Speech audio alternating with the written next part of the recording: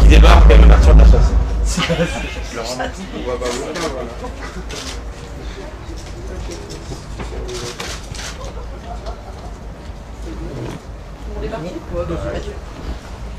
Vous revenez de 15 jours de vacances. Ouais, exactement. Comment est-ce que vous vous sentez? Fatigué, parce que t'es en vacances, du coup, on est fatigué. Donc ce soir c'est la reprise. Est-ce que le public va entendre le chœur éléphant? Ah oui, évidemment. Dans cette chanson, vous avez voulu faire passer quoi comme message? C'est une invitation au voyage, c'est une chanson qui évoque des choses positives, le fait de vivre ensemble. C'est une chanson qu'on n'a pas écrite nous. C'est une collaboration avec Laurent Lamarca et Hélène qui ont écrit ça pour nous. Et voilà. Alors, on parle souvent de toi un petit peu à Simon & Garfunkel, ce genre de duo un peu musique par rapport à la complémentarité des trois. C'est des duos qui vous inspirent, vous écoutez, qui sont des modèles ou alors pas du tout? Non, on connaît pas Simon & Garfunkel, on doit connaître un titre, mais d'oreille, c'est tout. Sinon, on ne connaît pas l'histoire, on ne connaît pas leur parcours artistique, et on ne s'est pas du tout inspiré de ces deux beaux artistes. Je pense qu'on a fait un peu notre sauce nous-mêmes, avec bien sûr ce qu'on a écouté quand on était plus jeune, mais ça n'a pas du tout influencé sur la musique qu'on a fait en ce moment. C'était très très large. Ouais. Il y avait du rap, il y avait pas ça. Il y avait de la folk, et ça c'est chiant ça. Ça oui. Il y avait de tout en fait. Ça allait français, Ouais, anglais, en fait, brésilien. On a écouté aussi ce que nos parents écoutaient finalement. Ouais. Enfin, un peu comme tous les enfants qui grandissent dans une maison où on écoute un peu de musique. Puis après, comme disait Jérém, voilà, lui il a écouté beaucoup de musique brésilienne, africaine. Voilà, on a pas mal de reggae, des choses comme ça, mais c'est hyper varié. Après nous on a fait le tri et bon, moi j'aime ça. Et voilà. Et quels sont les groupes qui vous inspirent maintenant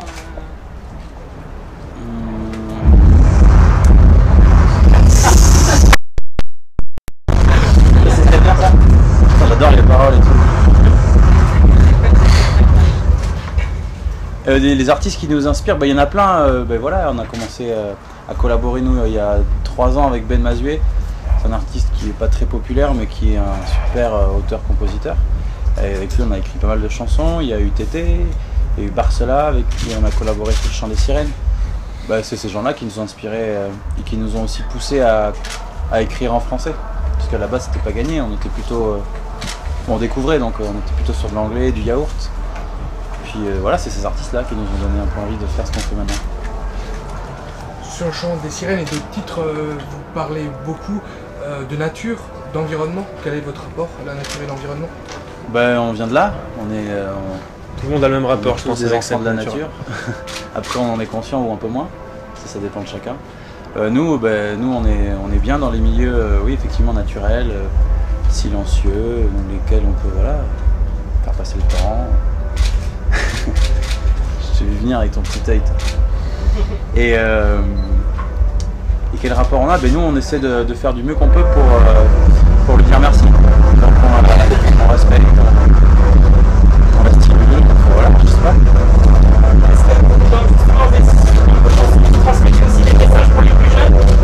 Ah oui, nous on adore s'adresser aux plus jeunes et souvent dans les concerts, quand on remarque qu'il y a des plus jeunes, on s'adresse directement à eux. Pour nous c'est hyper. Ça n'a pas été une envie de transmettre un message directement en écrivant la chanson et en l'enregistrant.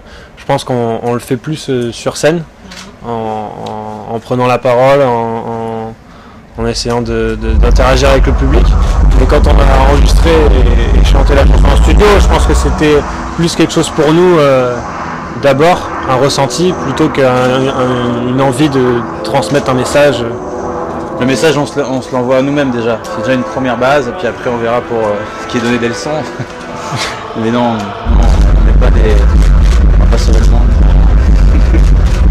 Le public, justement, vous en parliez, il y a beaucoup de jeunes, beaucoup de femmes aussi. C'est aussi un public que vous aviez ciblé au moment de l'écriture des chansons ou ça s'est retrouvé par hasard? Non, nous on fait une musique qui est nous. Nous on est cette musique.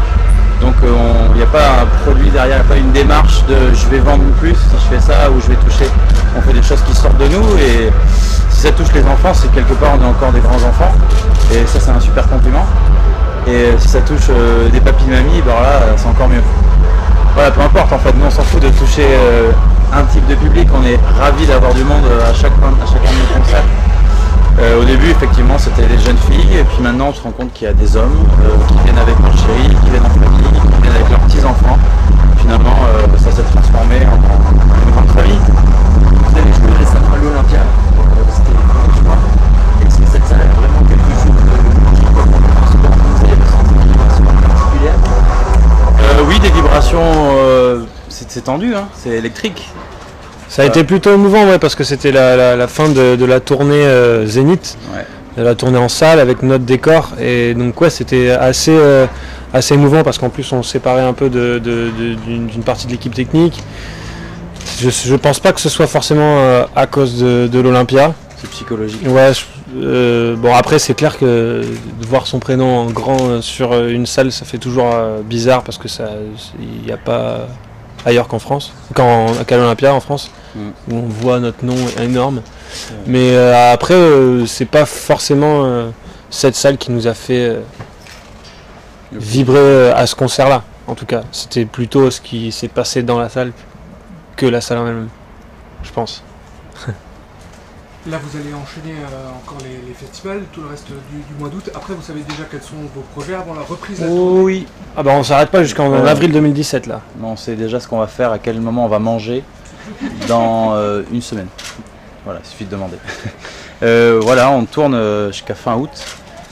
En octobre, on va se faire une petite tournée à 2 en acoustique dans très peu de villes et que des villes, en tout cas que des endroits un peu originaux. Retirés, voilà. Et ensuite, on va partir, je crois, à Tahiti, Nouméa, pour jouer encore. Ce sera en novembre et puis après vacances. Et on repart en février jusqu'à avril. Voilà. Est-ce qu'avec cette tournée qui ne s'arrête pas, vous avez le temps d'écrire un peu de temps en temps ou vous êtes tout Non. le temps dans le bus, sur scène, dans le bus, sur scène? Dans le bus, sur scène, sur le terrain de pétanque, c'est important, faut pas l'oublier. Non, là, on a mis vraiment le cerveau en mode pause. Il y a eu aussi, depuis que tout ça a démarré, on a couru après les choses, on a fait plein de trucs, mais là on a envie de kiffer. Donc on souffle et voilà.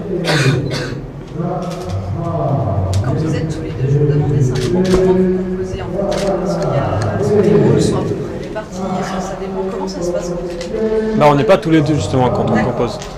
C'est que ça vient quand ça vient et souvent ça vient chez nous, on vit pas ensemble. Du coup ça vient voilà, dans le bus, chez nous, en voyage. Il n'y a pas vraiment de règles pour faire venir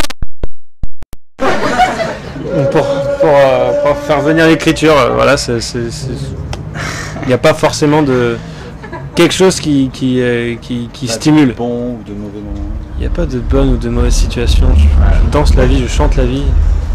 La vie n'est qu'amour. Et voilà, après, ouais, bah, bien sûr qu'on se montre ce qu'on a fait, ce qui se passe. Est-ce que tu veux chanter ça? Oui, bien sûr. Voilà. Vous avez un passé de sportif. Est-ce que vous pratiquez certains sports Bah, la pétanque, du coup. Ouais. Pourquoi ça vous fait rire? C'est très un sport, la pétanque. Non, là c'est compliqué. Quand on a des jours de repos, bah, on essaie de se reposer du coup. On fait sur scène le sport. Ouais, déjà sur scène, ouais, on doit perdre 3 kg d'eau à chaque fois. Voilà, après... moi personnellement, oui, j'essaie de faire du sport quand il y a un peu de temps, mais c'est compliqué quoi. Parce que déjà, il faut réussir à se reposer pour pouvoir en faire. Et Ouais. ça déjà, c'est compliqué à trouver. Justement, à quoi ça ressemble sur scène les fléaux de la Vega? Qu'est-ce que vous allez nous montrer ce soir en avant-première teasing? Je pense que déjà, on va se relancer. Parce que... Du coup, on va être rempli d'énergie, forcément, c'est la première. Qu'est-ce qu'on va voir? On peut voir plein de choses. Déjà, des sourires. Ça, je pense que c'est bien, ça. Premier truc. Puis si on en voit nous en face, c'est encore mieux.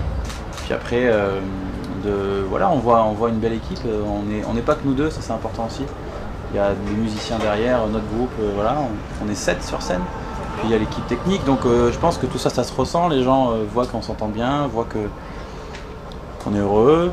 Donc déjà, ça c'est une belle première chose. Et puis après, on va sauter, on va danser.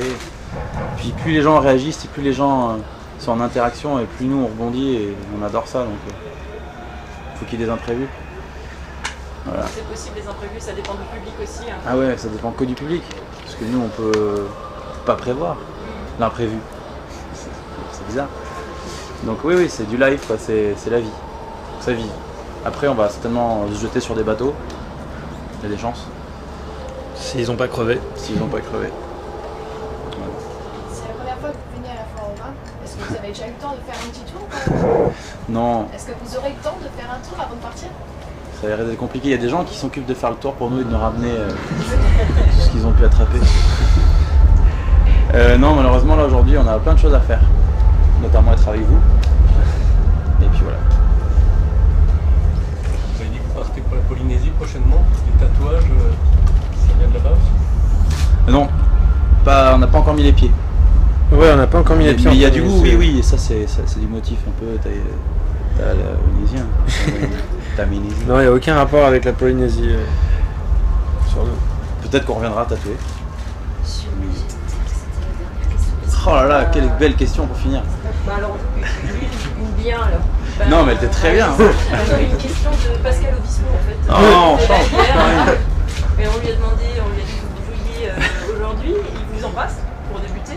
Et après il nous a demandé mais pourquoi apparemment il y en a un qui s'appellerait Jésus. Je sais pas si c'est une blague ou pas, pourquoi il assume pas de s'appeler Jésus.